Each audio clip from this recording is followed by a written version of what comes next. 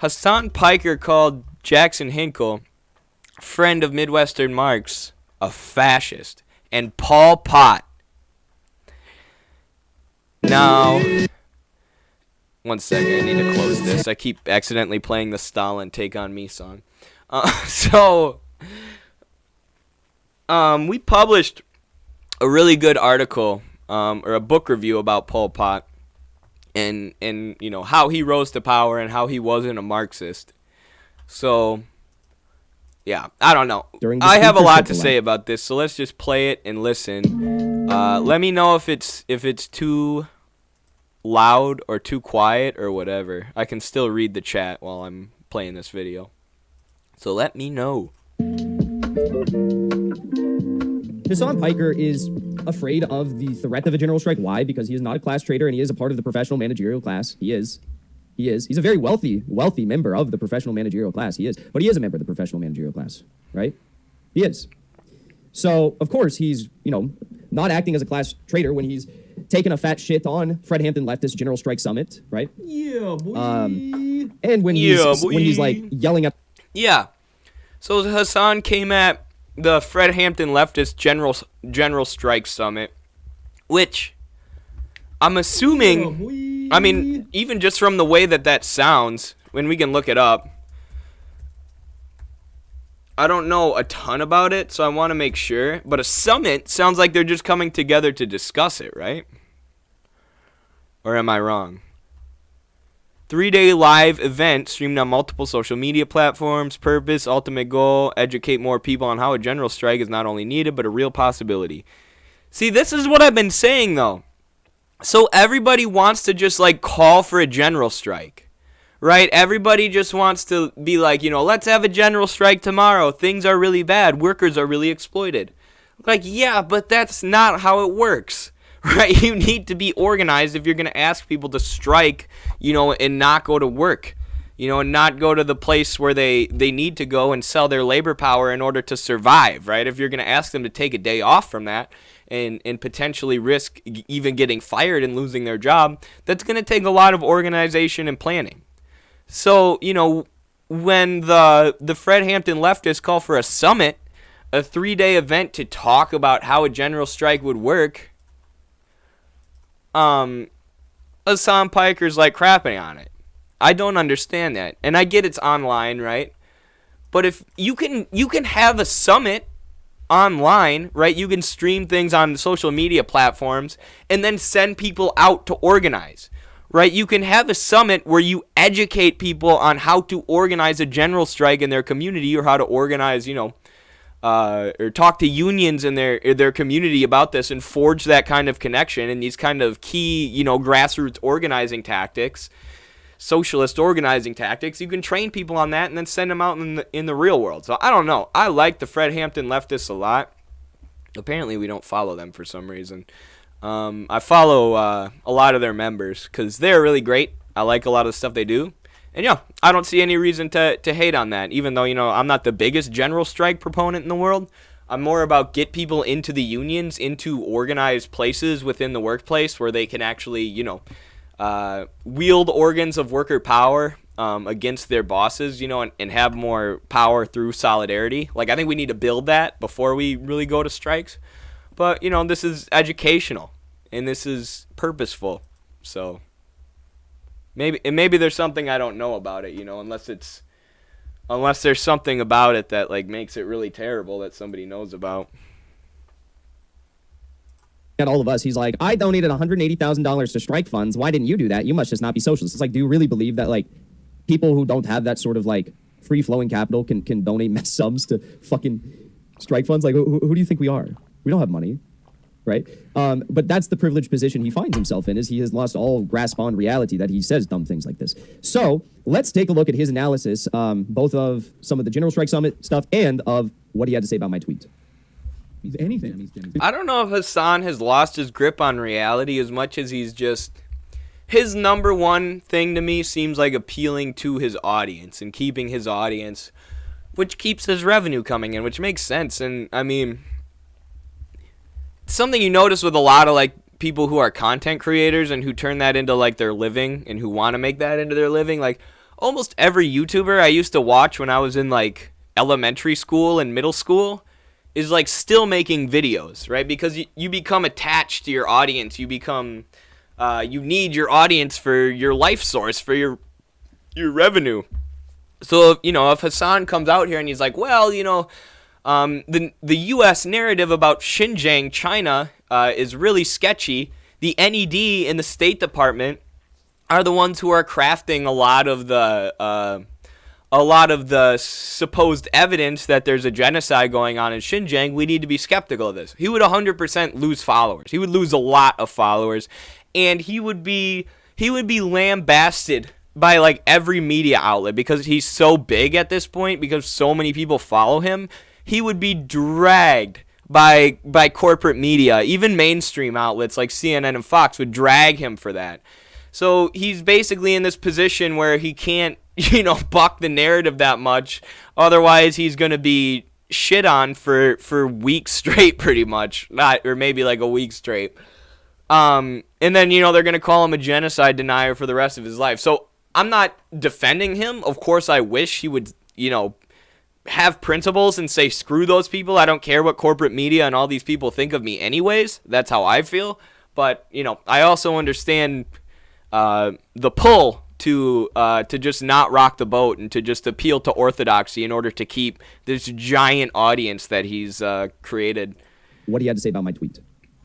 He's anything. And so many of the fucking things that I heard from them, like the criticisms last night. Oh, this is one of the speakers. Academics, teachers, social workers, engineers, managers, nurses, and Netflix writers are not working class. They're professional class. They're literally professional class. That, like, if you ask Cornell West, who is a professor, what class he is, he would say professional class. That's just what it is, Hasan. That's just a materialist analysis of people's occupations within a capitalist economy. Right? Their teachers and academics produce knowledge. They're extremely important. Nobody's saying they're not.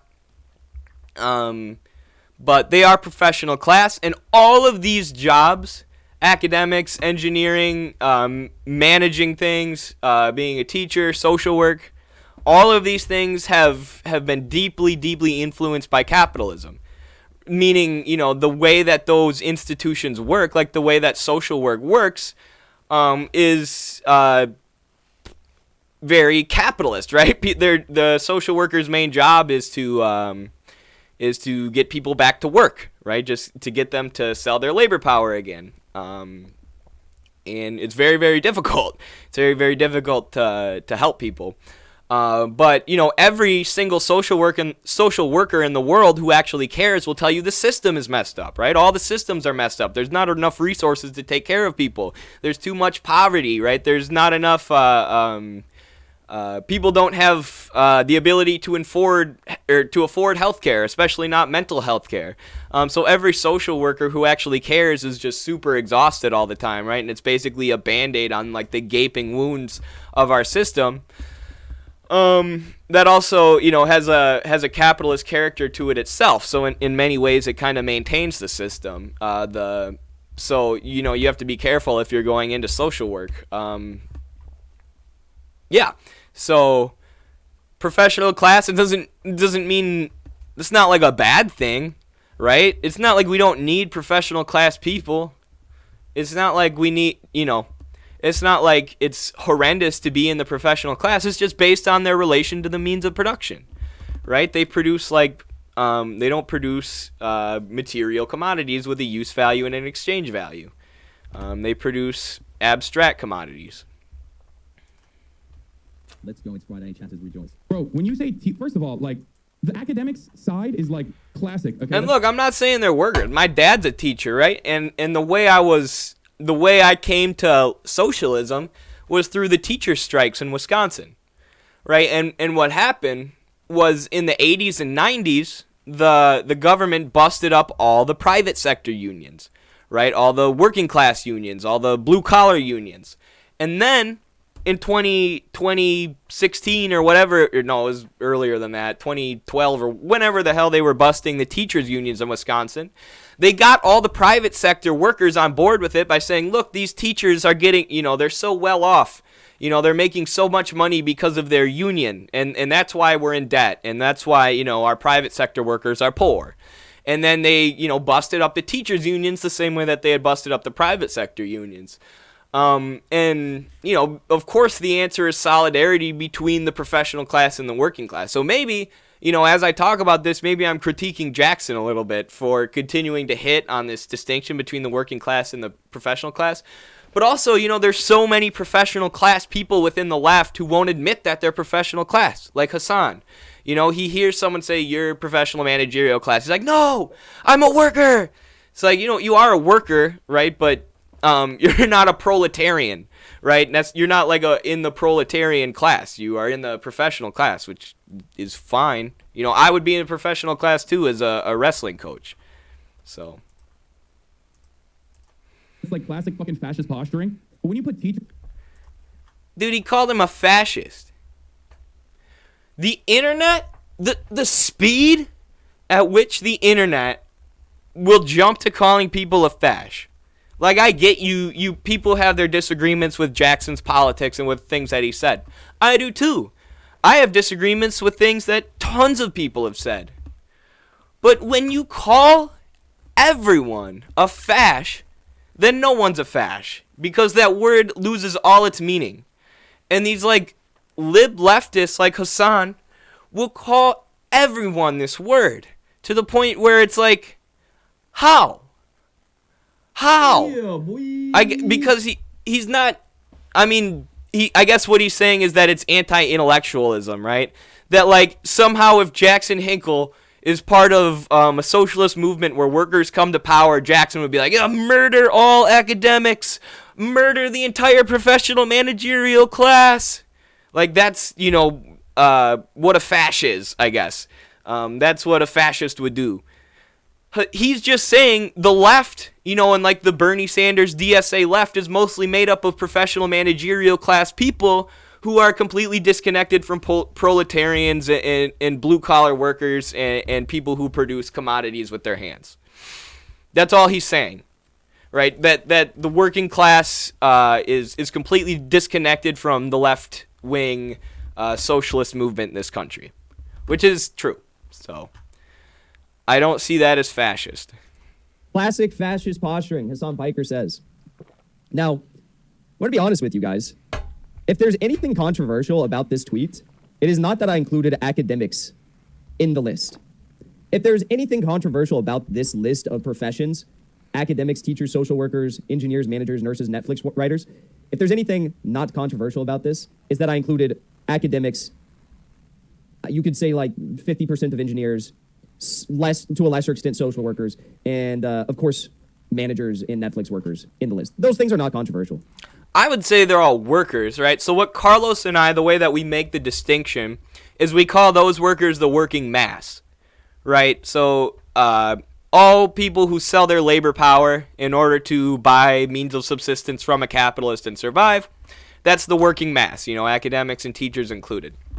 But the working class, meaning proletarians, are like the people who produce commodities needed to survive, people within agriculture and people within heavy industry and people within manufacturing and things like that, which are vital to those sectors of the economy, are vital to controlling because they're so essential to the way capitalism functions, right? If a bunch of teachers go on strike, nothing really happens. Kids can't go to school for a day, and parents are probably going to have to take care of them, and that'll be annoying for the parents, but it's not as devastating as if, like, in Bolivia after the US-backed coup, when like all the major industries who were manufacturing all the essential commodities that the country needs like went on strike, right? Like, that has the power to basically shut down the country and allow workers to really make a lot of demands. So that's why it's important to make that distinction, right, between like the working mass and this professional managerial class versus the proletarian class, in my opinion.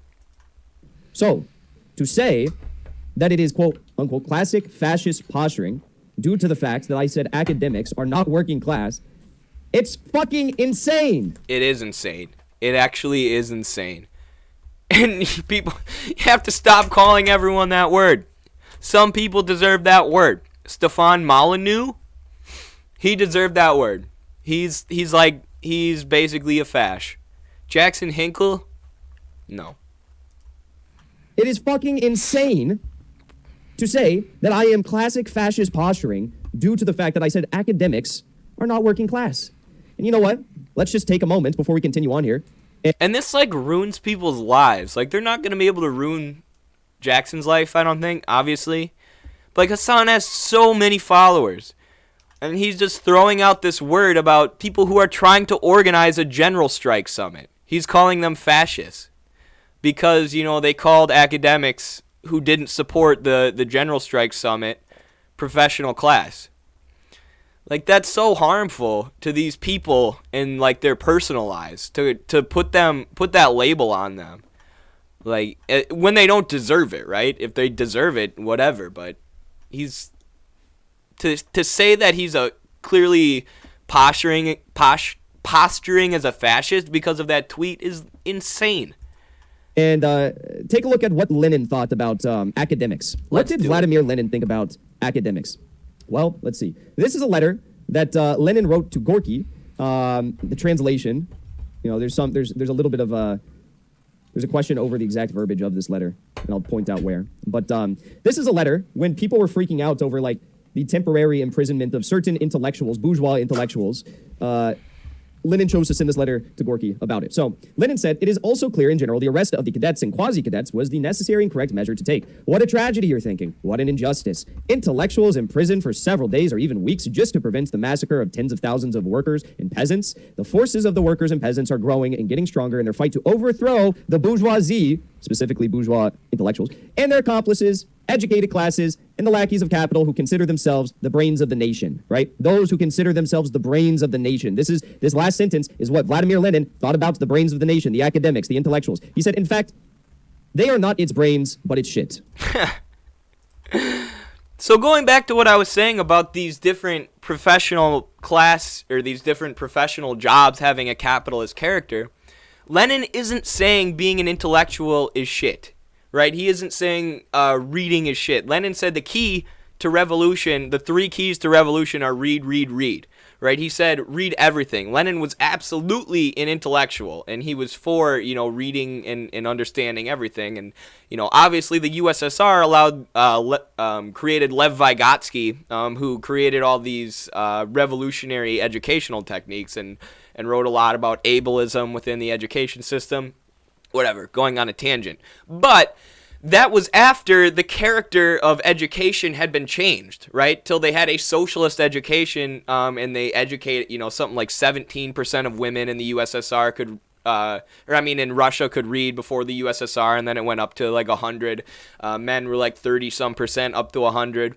Education changed its character after the revolution. And capitalist education in the U.S., if you haven't read the book Dark Money, I suggest you do it, has a capitalist character in the way that the Koch brothers have these basically an enormous, like, octopus-like network of think tanks who donate to all the most prestigious colleges in the world in requests that they hire right-wing professors, right? My economics professor, I had one politics professor as a Marxist, of course, but my economics professor was the head of the local GOP, and she ran for office as a Republican every year.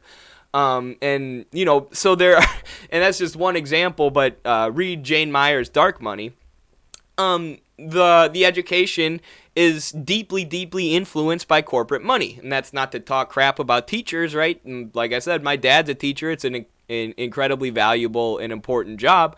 And a job that we need more of under socialism. But under capitalism, the education system is deeply influenced by corporate money and by the private sector. So that's why we need to be critical of capitalist intellectuals, right? In the U.S., Michael Parenti was blackballed from academia. All these tanky professors get blackballed from academia. You have to basically sneak your way in or wait till you have tenure before you start being like Parenti or Vijay Prashad. Because you'll get fired from your institution if you come out supporting the DPRK or supporting China or supporting Cuba or whatever else. So academia only promotes neoliberal ideas. So the intellectuals that academia creates within the U.S. are oftentimes going to be neoliberals. Their academia in the United States and education in the United States is going to have a neoliberal character. So that is what Lenin's talking about, and that's what Jackson's talking about, and it doesn't make you a fascist to say that, Hasan. Jeez. He quite literally said, in fact, they are not its brains, but this is the question as to whether or not what he said. Dung, shit. He said the same thing. He said that the intellectuals are fucking shit. Lenin-based Hasan Piker says that Lenin is a classic fascist due to the fact, apparently, that Lenin says that intellectuals are shit and that they are not the brains of the nation and that they, in fact, represent the bourgeois class rather than the forces of workers and peasants, right? They are not representatives, nor are they members of the forces of workers and peasants. In fact, it is the workers and peasants who are growing and getting stronger, according to Lenin, to fight to overthrow these intellectuals and the brains of the nation, right? Lackeys of capital, educated classes, and their accomplices. So according to Hasan Piker, who, mind you, keeps a fucking Soviet flag in the background of his camera here. LARP. If you're going to keep a Soviet flag, you got to do a little bit more research about the Soviet Union and what Lenin had to say about intellectuals and not only intellectuals but socialists of his day, reformist socialists who only appeal to the professional managerial class, right? Who look down on the workers and peasants as too stupid for revolution. Is not, high-minded enough and intellectual enough to understand revolution. Those were the kind of socialists who Marx and Lenin hated. And I do not get the same vibe from Hasan, despite his Soviet Union flag. Or in his shot here, he says that, Lenin is actually a fascist because he has some mildly critical words about the intellectuals. All right, let's keep watching. God, I love being right. Pictures on there, it's like, are you stupid? It's literally at the heart of the working class. Okay? Like, how? What the fuck? Puts me in a good mood. The heart of the working class? How? Like I said, wouldn't you? I mean, the heart of the working class doesn't mean anything really, but like, wouldn't that be like farmers or not even farmers? That farmers would just be people who own farmland, but like agricultural workers, like immigrants who work on farms and make food. Wouldn't that be the heart of the working class? Since without that, we would all die. Maybe not. Love being part of the community. It's wild, dude. It's so sad. It's so fucking incredibly sad. That's a great materialist analysis there, Hasan. It's sad. It's sad. No, it's materialist. It's based on these different jobs' relation to the means of production, which is Marxism, which you should try learning about sometime before you just call yourself a Marxist. Like, thank you, Beezus Quimby, for the generous super chat. I appreciate it. Thank you so much for the support. there are brilliant fucking leftist voices out there, and yet, like, these fucking weirdos are I mean, they're not really, like, prominent at all. So it doesn't even, I don't know. Yeah, Pol Pot. Yeah, this is literally Pol Pot, dude. You wear glasses, you're not wearing... Dude. He's just saying Pol Pot because Pol Pot killed the intellectuals. Pol Pot basically engaged in ethnic warfare. Basically, because Marxism was popular in his region. Without studying Marx, admittedly, the people within Pol Pot's inner circle admitted they didn't study Marxism. They didn't, understand the system of Marxism or how to apply it or the philosophy of Marxism at all, self-admittedly. But because it was popular, they used it to rise to power on the backs of the Khmer peasants, basically, massacring intellectuals and thank you for following. Basically committing atrocities until communist Vietnam took them out. Pol Pot was a CIA agent. Yes, and they were connected to the CIA, deeply connected to the CIA. So how do you get that from a tweet about how, Netflix workers aren't working class?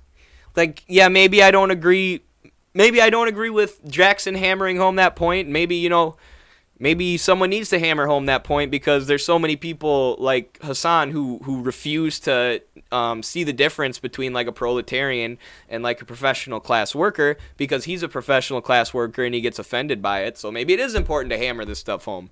I don't know. But how do you call him a fascist for that, dude?